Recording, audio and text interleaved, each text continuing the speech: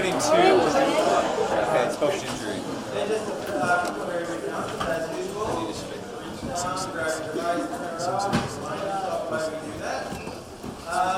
We are dear Emily is not here, right? Last I heard she had 103 degree fever. So in her place is Sophia. Get Sophia out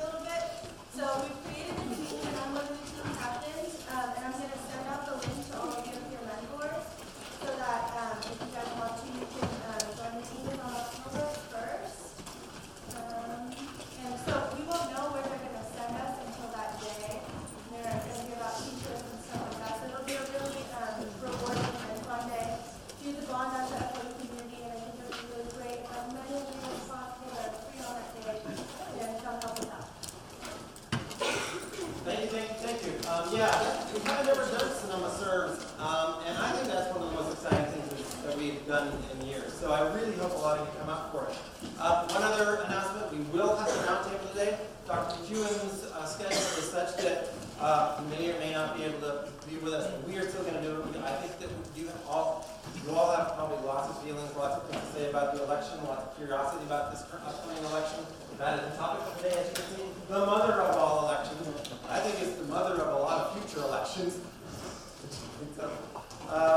Our speaker today is Dr. David Mccuan.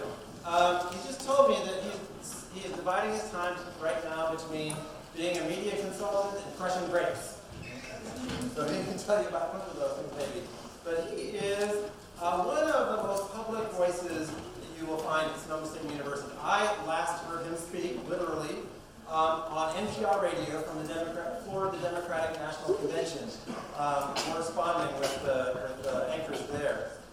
He does that a lot. So he's an internationally important commentator on American elections and other topics, having been invited to speak or teach in many countries and in many media outlets. Dr. Mccuan's PhD is from UC Riverside, and he has served as a professor of political science here at SSU since 2003. His research interests include many elements of electoral politics, especially local California electoral politics. But he also is interested in the whole game, and also in international terrorism and how that affects civil liberties.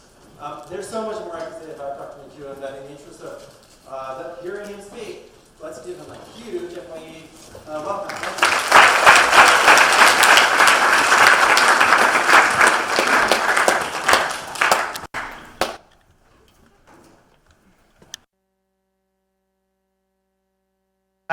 Can you hear me okay? All right, good afternoon. Thank you for having me. What an exciting time to be covering and talking about American politics and elections.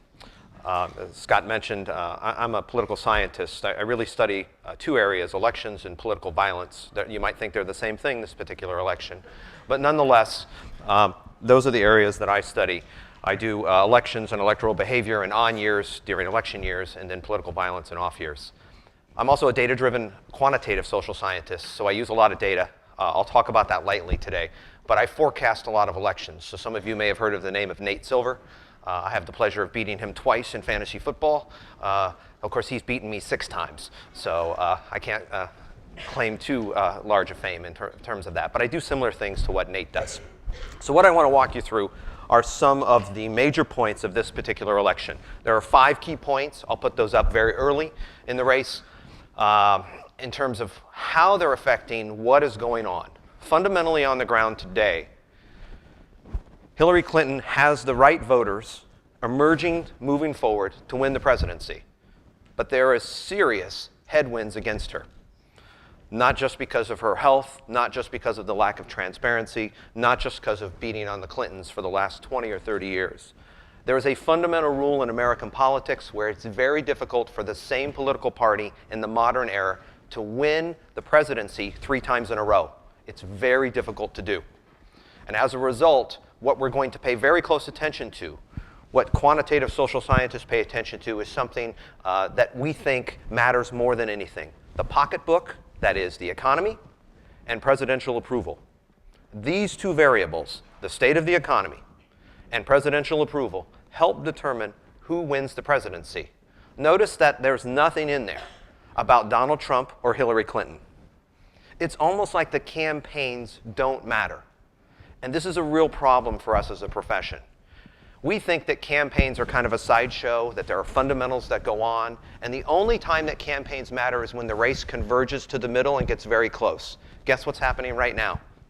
It's converging to the middle and getting very close. So all these mathematical models that we spend lots of time going over and are highly predictive about what happens blow up when the race gets close. That's a real problem for what I do, and something for you to consider in a critical way. Is as campaigns converge, and we will see this, do the models blow up? So you should be somewhat critical about this in terms of what I'm going to present to you. All right, so what we're going to do is consider how political scientists study elections. Again, we don't care about campaigns. Any idea how much money is going to be spent this political campaign season just on the presidential elections? Too much? Okay. $1 billion. Keep going. $5 billion. Maybe as much as $8 billion. All right? How about those 17 ballot measures that are on the California ballot this fall? They'll easily be about $2 billion in campaign spending, between $1.5 and $2 billion. The great thing here is that we'll be voting on all kinds of things in California, and most people vote no. But in that process, it's a very expensive exercise. And the question is whether money matters. Is there too much money being spent? So here you are, you're going to a party, and you're drinking beer, right? And you're drinking beer, and you want to hit that party at midnight. So what do you switch to? Come on, you're college students. Tequila, Jack. And that produces what economists call diminishing marginal utility, or diminishing marginal return. You yak, right? And as you do that, that's exactly what happens with campaign spending. Spend, spend, spend, spend, spend. She's evil, frog spittle, spawn of Satan, frog spittle, spawn of Satan, and then you spend too much money, and it actually produces diminishing marginal return. Each additional dollar spent produces less than a whole vote. So the effects of money are very difficult to measure. So while there might be $5 to $8 billion that are spent this particular election, about $2 billion spent roughly on the ballot measure campaigns, the question is, does it make a difference? And the reason we think it doesn't make a difference is voters kind of settle out into places where they find themselves on key issues. So some of you are in the audience, right? You are moderates.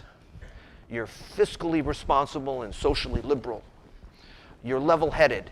As a political scientist, we think you're liars. We think people exhibit partisan tendencies when we ask them about God, guns, gays and lesbians, abortion. When we start to ask you about those issues, you exhibit partisan tendencies left and right. You become Republican right, you become Democratic blue left. And the actual people in the middle, the purple people, determine the presidency of the United States. And the purple people are what we want to concentrate on in this 50-minute session. Who are the purple people? Who are people who are the true middle-of-the-road voters? And they live on the I-95 corridor outside of Tampa, Florida. They live in Loudoun County, Northern Virginia. They live outside of Cincinnati and Columbus, Ohio, outside of Denver, outside of Las Vegas. And they live in what the census call exurbs, E-X-U-R-B-S, exurbs. You add up those people in the United States, and there are about 105 to 108,000 of them. And we carve them out. We slice and dice, and I'll show you how we slice and dice the electorate. They are more female than male. They are more likely to be from diverse populations than not. They are increasingly higher educated. They have a degree. And they are increasingly the top breadwinner in their family. So if you know a 35 to 45-year-old Latina who is a single mom, college degree, and lives outside of Tampa, Florida, the mathematical power of her vote is 29 times the power of my vote. She matters in a huge way. Do you think she's going to vote for Donald Trump? Probably not. Conversely, however, he has to have a strategy then to negate that voter. She's what we call an emerging voter, and his voters are traditional voters. White, more affluent in general, with some working class tendencies, and they vote angry. We're going to call this negative mobilization. They're pissed. They're worried about inequality, and they don't care. And so they're going to vote negative. As a result, these two things come to clash, the emerging voter and the traditional voter. The traditional voter being someone who looks like they live in Oakmont. The emerging voter looking like the state of California, in particular areas and demographics. And this is changing across the country. There are 2.5 million Hispanics who are not registered to vote in the state of Georgia that can turn the state of Georgia from Republicans to Democratic. That's a huge number for the state of Georgia. There are 1.5 million Hispanics living in and around Minneapolis, Minnesota, throughout Minnesota, that can turn that state not just blue, deeply blue, for a long, long time. So an important message emerging out of this is that this particular election is the beginning of a sea change in American politics that is going to be with us for the next 10 to 20 years. This election is about what's happening in 2018, 2020, and 2024. Because by 2024, the reddest of red states, Texas, will be a purple state turning blue. And Republicans have to figure out a way forward. And Democrats have to figure out a way forward. Each of the dramatic party coalitions, you're seeing it right before your eyes, is changing in huge, huge ways. That's why we've seen the Trump phenomenon, and that's why Hillary Clinton couldn't fight off Bernie Sanders. Let me walk you through some of this. All right, there he is. There's his voter outreach plan on Cinco de Mayo. There's the Twitter feed. You want to see it, you can look at it. Apparently, Trump Tower has a hell of a taco bowl, apparently. So right away, what do you notice? What's he doing?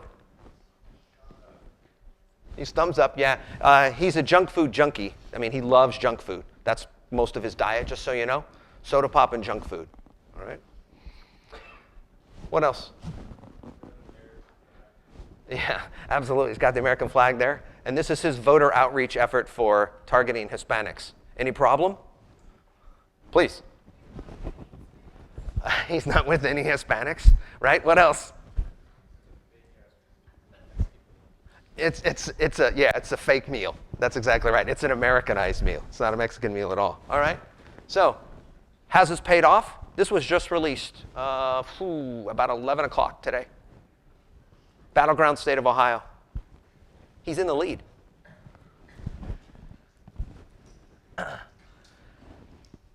He's up by 5 points in Ohio. The idea is Republicans have to win Ohio. I'll walk you through this to win the presidency of the United States. But this is a very dynamic race. Who's been ahead for the last 3 or 4 weeks? Who's been ahead for the last year and a half? She who will not be named. And that race is changing dramatically. So there's something about the Clinton candidacy that is a drag and a problem. I'll try to tick off all sides. And there's something about the Trump presidency that is also a drag. And what I want you to pay attention to is add up that 48 and that 43 number. Look at that 9% who are not voting or not sure, right? And I told you that you're liars. 3% of that 9%, a third of that number in the overall poll, a third of that is blue and a third of that is red. That leaves 3% to decide the fate of the presidency of the United States.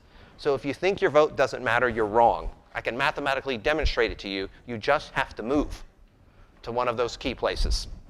All right? So there it is. I want you to pay attention to the forest from the trees, because what we pay attention to is who's ahead, who's behind, the media talking heads being a pundit all the time, what's happening in Ohio, what's happening in Nevada. Step back from that.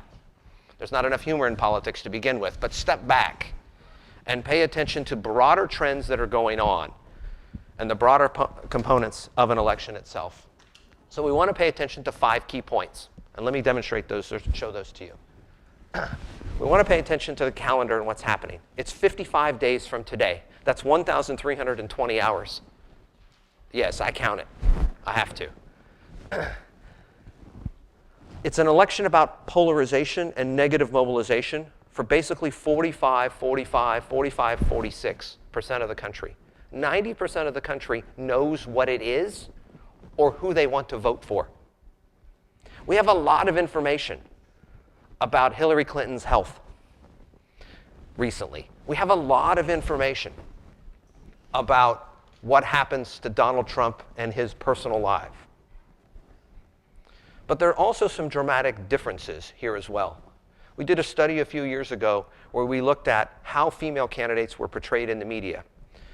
We looked at Senate candidate, U.S. Senate candidates, U.S. House candidates, candidates for governor, and we found that almost 80% of the stories always mentioned their health challenges of the past, whether they were a breast cancer survivor, a reproductive cancer survivor, whether their spouse or partner had an issue with Alzheimer's. Female candidates face a gender barrier which we have not seen in full until this particular election. So it's an important component here of what's happening. 2016 matters in substantive ways because of how the parties themselves are changing. People are de-aligning from party, moving to the middle, but remember, they're liars. They just don't want to be seen as extremists in this environment and how extreme they are. Key component here. In addition, we want to pay attention to what's called the RAE, the Rising American Electorate. You are the Rising American Electorate. Congratulations. You're the RAE. Your preferences and how we measure your political activity are changing in dramatic ways. Scholarship and American politics. 38%, according to the Bureau of Labor Statistics, 38% of American households are headed by a college-educated woman who is the principal breadwinner in that household. This is the highest number ever in American history, 38%. Now, you're paid 78 cents on the dollar, okay. 77 cents on the dollar, fine. But 38% of American households are headed by a woman, college-educated, as the principal breadwinner.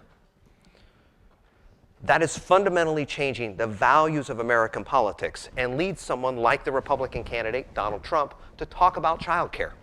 Not because Ivanka brings it, but because the workforce is changing dramatically and has a much bigger need. This is called critical mass theory. There's a critical mass that will be reached as this continues to go on, as more and more women, for example, graduate college and become successful and raise that 77 and 78 cents on the dollar number. It becomes much more dramatic for what's happening to American politics. In addition, one thing to think about is what happens after the music stops. You might not remember or ever heard of the movie The Candidate, but after Robert Redford wins, at the end, he says, okay, what do we do now? What do we do next? What are elections about? How do we run for political office? What do we say about each other? It's about contrast and difference and why I'm better than you. But what is governing about? Actually making the trains run on time and making the country work. Compromise, consensus, the exact opposite skills of electioneering. So we run on difference and we try to govern together or united. And this fundamentally breaks down.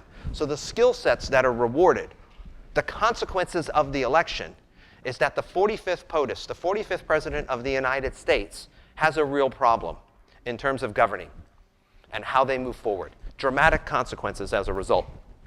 All right, here you go. Here's some of the numbers.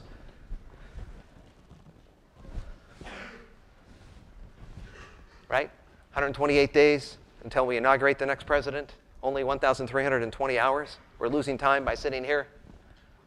We have the first debate, the 26th of September in Hofstra. It will be the most widely watched political debate probably in our history, or close to the Kennedy-Nixon debate of 1960 as a share of audience.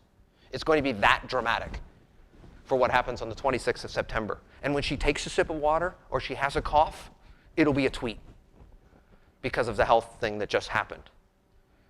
And when he loses his marbles about something, it'll be a series of tweets as well. So that 26th debate is going to be a huge event. And yet political science tells us that they don't make that much difference.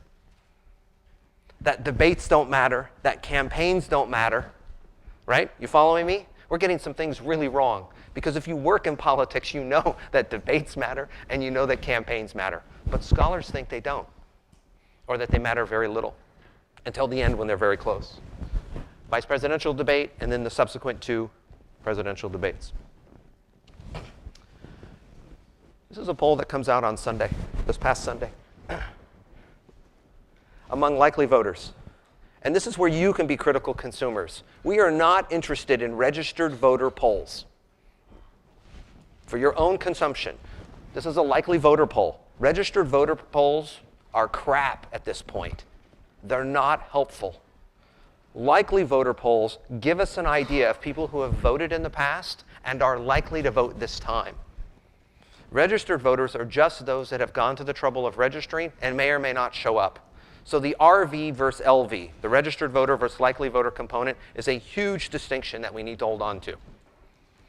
Likely voter polls matter. Registered voter polls are worthless at this point. So some people are pointing to Gary Johnson, who can't find out or doesn't know where Aleppo, Syria is. Dr. Jill Stein, who was arrested last week, I believe it was. So if you're a third-party Bernieite or you're a third-party I'm not represented, that's great. We don't think you matter either. All right? So campaigns don't matter. Money doesn't matter. Third parties don't matter. There are a lot of things that the debates don't matter. There are a lot of components here to practical politics that we take for granted or say wash out as part of that diminishing marginal curve that occurs. And as you can see, the race is tightening.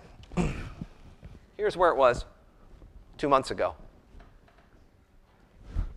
Not much difference, right? But there's these dramatic swings of things that are happening.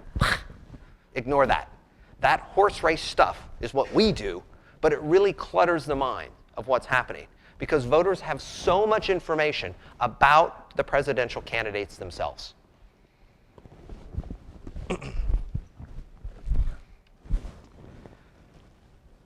There's the head-to-head Trump versus Clinton matchup that's going on, if you will, during the convention. And then there's where the Sanders supporters, where they should go. And the guess is that the Sanders supporters, many of them go, obviously, to Hillary Clinton, and this is a higher number than with Barack Obama in 2008. The folks that don't go, we call them moonlighting Democrats. They're not really Democrats. They're just moonlighting in that party. They're really Green Party types. But the third-party candidates play a marginal to minimal role in this particular election. All right, so let's look at some long-term changes as a result of this. Short-term, in terms of what's affecting the dynamic of those numbers, and longer-term for what's happening within America itself. So here's 2012. Okay, I do this for students. Notice the colors are different. Okay, just to make sure you're awake. It's lunchtime. I made the Democratic states red. And I made the Republican states blue. Okay? Again, Democratic states red. Those would be the states that Obama won, President Obama won. And the blue states would be states that the Republican won. And who was that? 2012. Mitt Romney. Thank you. All right. So what do you notice about the country?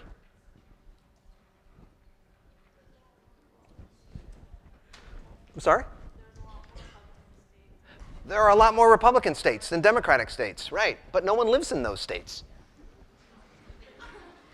You have livestock more than people. Now, this is a problem for Democrats and Republicans. Republicans get states where there's livestock. Democrats get states where people are siloed into cities.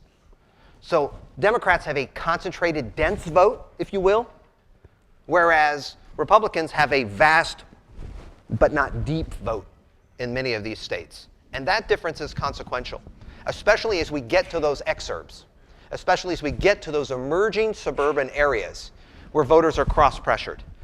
This is what this looks like in point of fact. Notice the 51-47 number, right?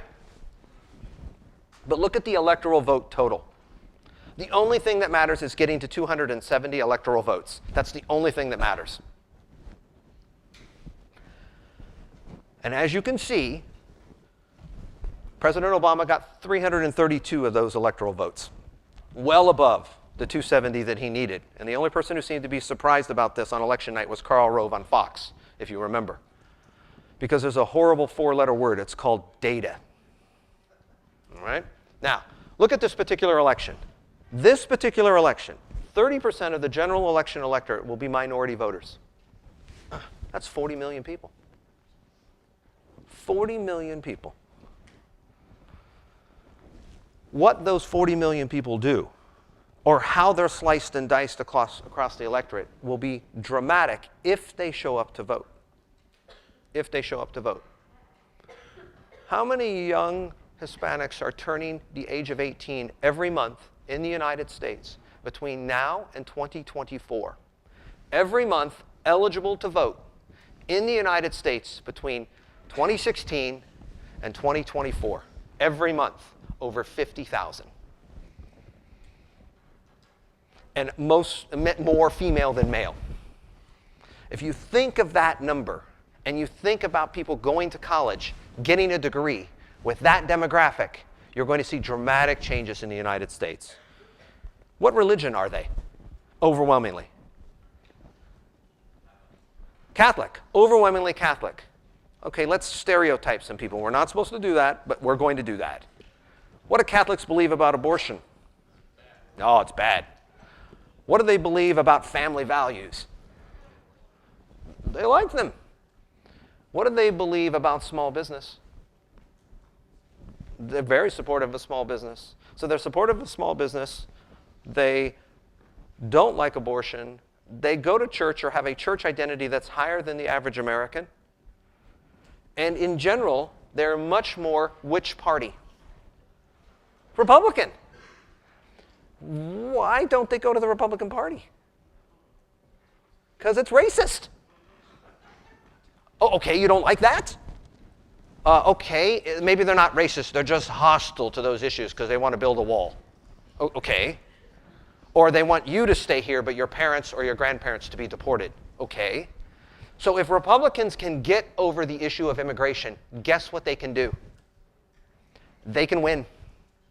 And here's the number they need. It's a very precise number. If Republicans get 38.4% of the Latino vote, it's a very precise number, 38.4% of the Latino vote, they win the election and the presidency going away. 38.4, election after election. They don't need 50% plus one. They need 38.4. What did Mitt Romney get? 27%. What do you think Donald Trump's going to get? 25, 24, 4, 30. If he gets 30, he's not there. So he has to offset that by turning out other types of voters. Those disenfranchised white working class voters is what we think will happen. Okay. Here's the electoral vote totals that we saw happening before and now. So this gives you an idea of how the race shapes up. So what do you notice about the 270 number? Who's closer to the 270 electoral vote number? Democrats. So they start with an advantage. The ground is theirs to win. When do people start voting for this presidential election? Next week in 8 early voting states. Democrats are advantaged in early voting states. Next week, 8 states have people start voting. And Democrats will try to turn that out. What do you notice about the yellow states? Those are the battleground states, right? Florida, Virginia, New Hampshire, Ohio, Iowa, Colorado, and Nevada. Nevada's probably not a battleground state. Where do voters vote? Well, when you go to Vegas, what do? You gamble. Where do the workers in Vegas vote? They don't go out to the polling place. They bring the polling place into the casino. Everything's in the casino. They take a moment off work and they go downstairs and they vote in the casino. Who do you think they vote for? They vote Democratic. And they vote at work. And they're overwhelmingly Hispanic. So Nevada underreports Democratic vote. It's more Democratic, if you will, more blue than red as a result of this. Okay? So here's the prediction today. Okay? There's Trump, about 200 electoral votes. Clinton, about 347. That's her upper limit. That's her best case prior to having pneumonia. That's her best case. 347 is more than Obama got in 2012. That's a dramatic number. If everything goes right for her, that's what she can get. But what's the range is what you should ask. The range is below 270. So it has a high error rate. Riddled with error. There's the president's approval, as measured by a couple of different quarters, according to Gallup, gallup.com, where you can get this number. And what we're paying attention to is the degree to which the Gallup poll reports presidential approval above 50%. Presidential approval above 50%. President Obama is currently, in the modern polling era, the second most popular president ever. Right now. He's the second most popular president ever in the modern polling era, measured since the 1930s to today. Second only to Reagan in his second term. Sorry.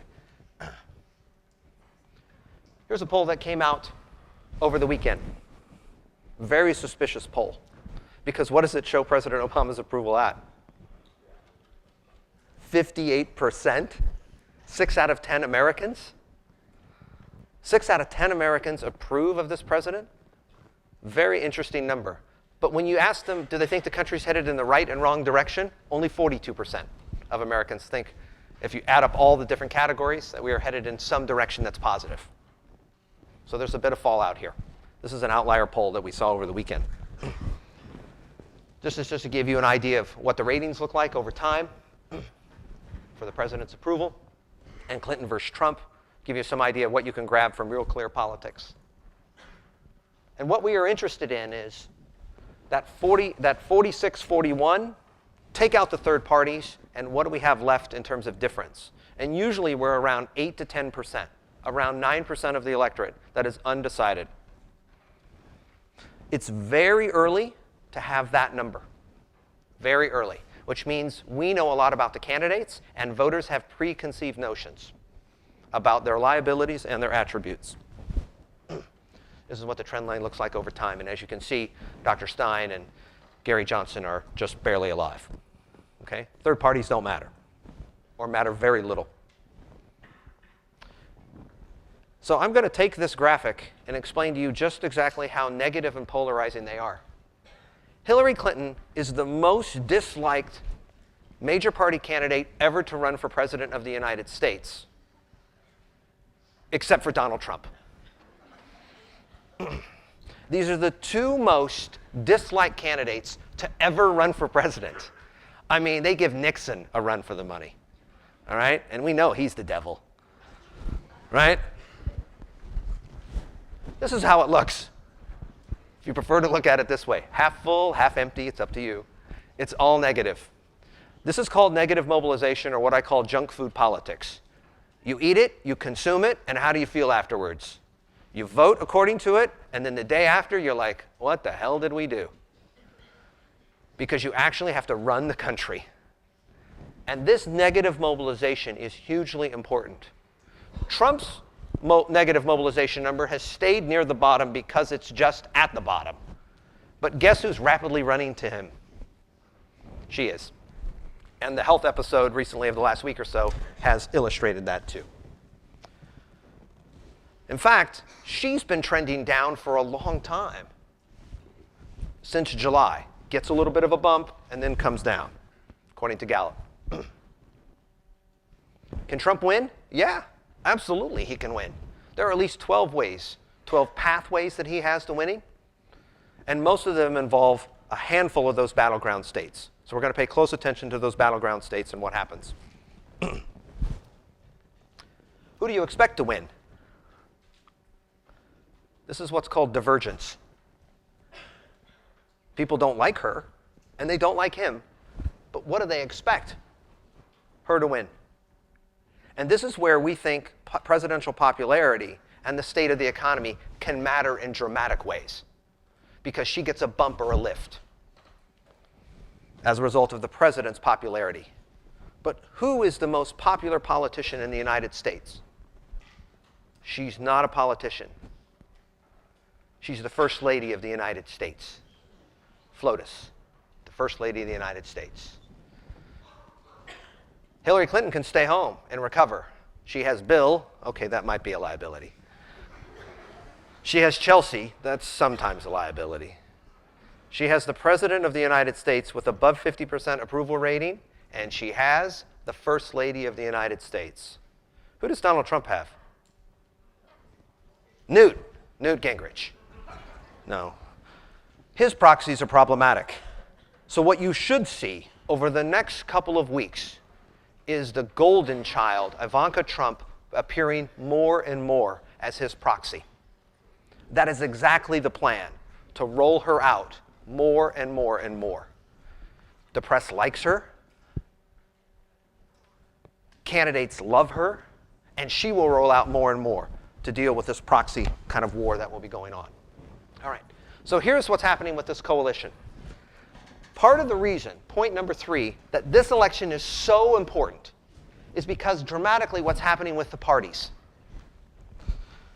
Let's stereotype each party. What do Republicans look like? Whites, rednecks, older than me. They like guns, red meat, dark liquor, and God. Okay? That describes former Speaker John Boehner, by the way. Now, what about Democrats? They live in the West County. They're vegetarians. They've maybe seen a church or driven by it. What else? They're weak, liberals. Prius, they have a Prius, right, as opposed to the gun rack in the truck, right? Okay, but what interest groups are in the Democratic coalition? Labor. What's happened to labor in the last 50, 60, 80 years in the United States? Let's just be very scientific and say it's gone to shit. It has. What does labor like to do? Sit around. They like to build. What do the people driving the Prius like to do? Save, protect, hug whales and trees and all those types of things. That's called the blue-green coalition. The blue people build roads, bridges, infrastructure. Those are Democrats. The green people, don't watch the frogs. Watch these things. And as a result, that collides for the Democratic Party, while the Republican Party is literally dying. Older, whiter, poor health, and many more guns. They're dying and have to change, and the Democratic coalition has to change as well. The Republican Party is facing that now and over the next 4 years. The Democratic Party faces it about 2018, moving forward. Each party facing this dramatic divide and change that will be going on with them, thereby altering forever the party coalitions. And that is what 2016 is all about. Now let's look at the Ray. We have a United States that's divided ideologically. If you meet or read on Facebook the rantings of one of your crazy left or crazy right friends, you see that ideological divide. There's also a cultural divide in the values that we hold. This cultural divide is increasingly captured when we look at the term or the idea of religiosity. We can't ask people if they're born again. We can't ask people, do you discriminate against Mormons? Those are bad questions to ask, and people lie. But we can ask them questions about their beliefs. To measure religiosity is a basket of different indicators, because voters and those in surveys are very smart in sussing out these types of questions. And we all know we also have a racial divide in this country that's dramatic. You don't just need to be an NFL football fan to understand that. It's dramatic. These three things come to create the dog's breakfast that is presidential campaigns and the ickiness that we see going on now, and we're colliding with that. And it's all predicated on him and the presidential popularity of whether or not she is running for the third Obama term. If she's running for the third Obama term, she's going to have difficulty grabbing some elements of the vote. We know this because he's not a citizen. Right? You can think of the rhetoric that goes on here. This third term penalty is an important component of our data. And she's a Black Panther. Right? So the racial divide, combined with the gender divide, combined with this cultural divide and ideological divide, is placing this election on speed. A lot of fun to watch, but heavily divisive as a result. And creates a huge gap where Democrats and Republicans are seemingly not living in the same country. For what we call Bubba country in Mississippi is dramatically different than the nuclear-free zone that is Sebastopol. And they don't see the same United States. While it's changing demographically, less white, much more diverse, and much more what we call in the profession cross-pressured in terms of its beliefs. It's not that voters are dumb. That is not it at all. It's that voters are cross-pressured. They believe conflicting things. It's the conflicts and how they navigate those conflicts that are very important. So let's look at the Ray. Notice that the Ray makes up 53% of the American population. Unmarried women, people of color, and young people.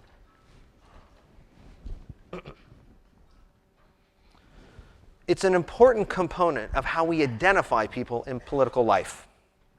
The rising American electorate. Not enough people are talking about this. I give lots of talks, talk to the media a lot, and try to identify this is what's happening in the next 10 years in American public life.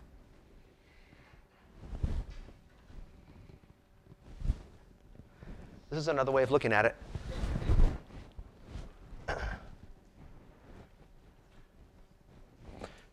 So if you can intersect this in terms of a Venn diagram, that's your voter. That's the person that determines the outcome. That's where the campaign wants to identify that person.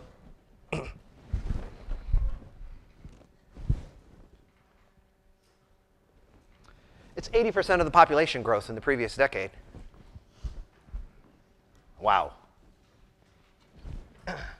And makes up, as you can see, what we call the voting eligible population. This is the proportion of the electorate that we actually measure in a technical sense for what's happening. Voting age population, the VAP, voting eligible population, the VEP, actual voting population, and so forth. It will be potentially 50% of the electorate soon. We don't know if it will happen in 2016. Part of the reason for this, and this is really derisive, we've been waiting for Hispanics who register to vote to show up to vote, who actually vote. It's called the Latin swing. We haven't seen it yet. We haven't seen it. And this is where they live, those single women. This is not a dating plan for any of you. It is where they live. What do you notice about where the single women live? They live in Georgia. That's right. They live in Georgia, South Carolina. In the South. Wow. And Alaska, right, because there's 3 of them. Right? But notice where they live. This gives us an idea of density and what's happening. This means not that the politics of South Carolina are going to change, but the politics of Georgia will, and other states, particularly in the South. And that's a dramatic difference for what's happening. What is this reflective of? This is delta. The Ray captures things that aren't happening with any other data. The loss of unionization, or union jobs, or a union mentality. The Ray captures that. Because you may know someone who was in a union once, and maybe it was a public sector union as opposed to a plumber's union. It reflects the changes in religiosity. I heard there was a church once, right? And it reflects the changes in partisanship. I'm not a Democrat or Republican, they're crazy. I'm not crazy. I'm right there in the middle, right? It provides a hyper-local, issues-based focus that we can measure on Facebook, that we can measure on all of your social media. Because we're not measuring whether you vote. That's the old way of doing business. We're measuring whether you click on a button that likes or doesn't something. And we can use Google Analytics to do that in a big way.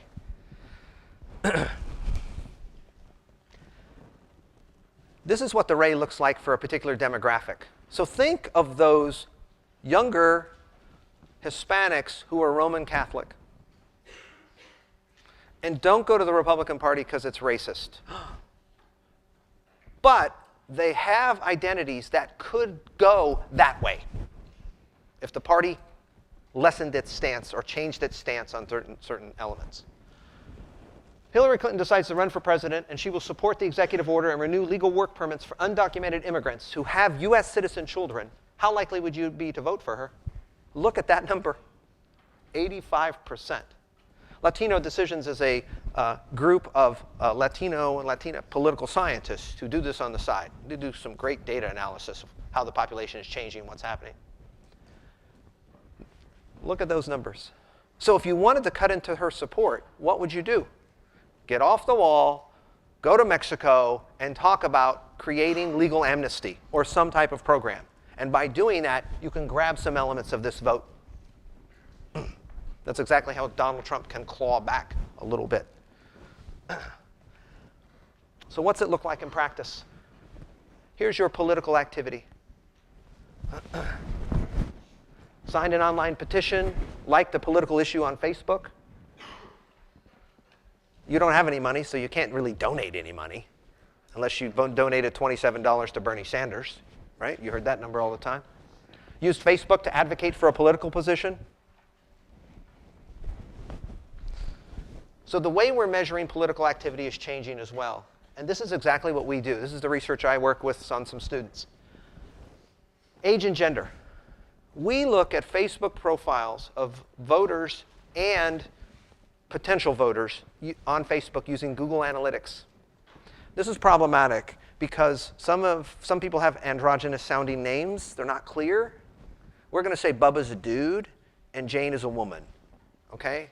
And we're going to run Google Analytics on Facebook based on profile names and use that. Anything that we're unsure about, we have to kick out. That means we're going to grab fewer women, even though they're a higher percentage on Facebook. More men, even though they're a lower percentage on Facebook. And then we can run it by their age profiles on their Facebook activity. We can do this for free. What do you notice about those numbers? 18 to 24, 25 to 34, 35 to 44, and so on. That is the rising American electorate. We are particularly interested in what's happening in this group in here. Because 18 to 24-year-olds don't vote at high enough rates. But as you leave college, what do? You get a job, and you start to vote with regularity, and you hold. So we look at the rising American electorate in these demographics to see what happens and their tendencies, how they hold. So my hope is to come back. We've kind of wrapped up. This is the end. I have to stop here. But my hope is to come back and see you at 4 to 5 or whatever it is to talk more about this. Can I take any questions this last minute or two? Hold on. Any questions? We good? Thank you very much.